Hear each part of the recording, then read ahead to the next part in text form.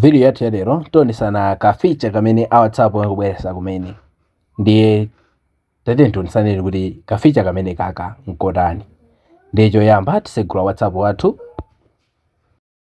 kenako tipita pa updates, kenako tipanga my status, kenako tisankha chithunzi chimene tikufunacho ngati ichi, kenako feature imene tifuna tionesani ndi yomayika nyimboyi yokuti imene timapangira ku Facebook kuja timatha kuyikira nyimbo kuti status yathu isangokhala chithunzithunzi basi yayi, tiziyikira ka sound kenako kuti kaziplayer chithunzicho chikuoneka. Ndiye tipanga apa, kenako tisankha nyimbo imene tikuyifuna, ndi mwachitsanzo tisankha iyi,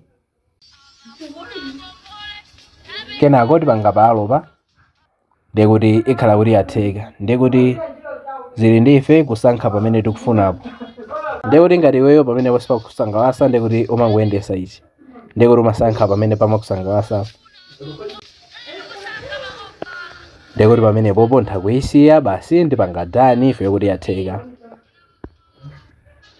Kenako ndiyikira ka caption kenakake, kenako ndiyipanga share. Apa yamalizani ngoyipanga ndiye kuti izioneka chonchi.